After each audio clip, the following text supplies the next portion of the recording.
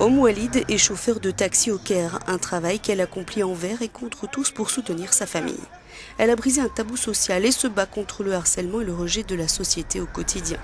Notre correspondant l'a accompagnée pour un court voyage dans les rues du Caire, une des capitales du monde arabe les plus encombrées. C'est la première femme à avoir été enregistrée comme chauffeur de taxi au Caire.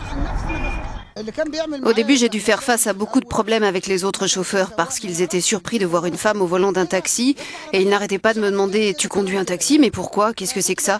J'étais frustrée au début et je rentrais à la maison et puis j'ai appris à ne pas tenir compte de ces commentaires, à ne pas faire attention à ces mots de la rue, à ce harcèlement, à ces moqueries.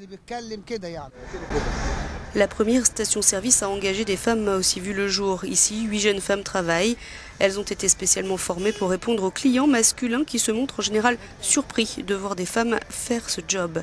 Elles ont droit à des visages choqués, mais aussi admiratifs de la part des femmes. Mon père refusait l'idée au début. Il me demandait comment tu peux travailler dans la rue et comment une femme peut-elle faire le travail d'un homme. Finalement, j'ai trouvé ça très facile et très simple, contrairement à ce que m'avaient dit mes parents, et ils ont commencé à accepter l'idée après ça. Dans ce petit atelier, c'est Rada qui a appris son métier. Elle travaille le métal, soude, crée. À force de patience et de travail, elle a fait sa place. Elle a même damé le pion à ses concurrents en franchissant les obstacles au fur et à mesure.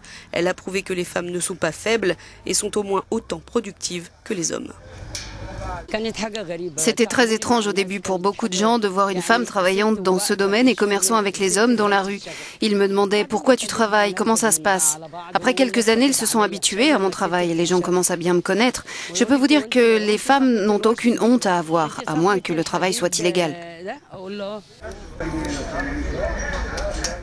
Ces femmes qui travaillent sont encore trop peu nombreuses, trop rares dans les sociétés arabes, mais elles prouvent qu'elles peuvent briser les codes qui leur sont imposés et leurs rêves ne s'arrêtent pas là, même si le fossé est encore très grand entre la réalité et le désir d'une égalité réelle avec les hommes, explique notre correspondant sur place, Mohamed Cheikh Ibrahim.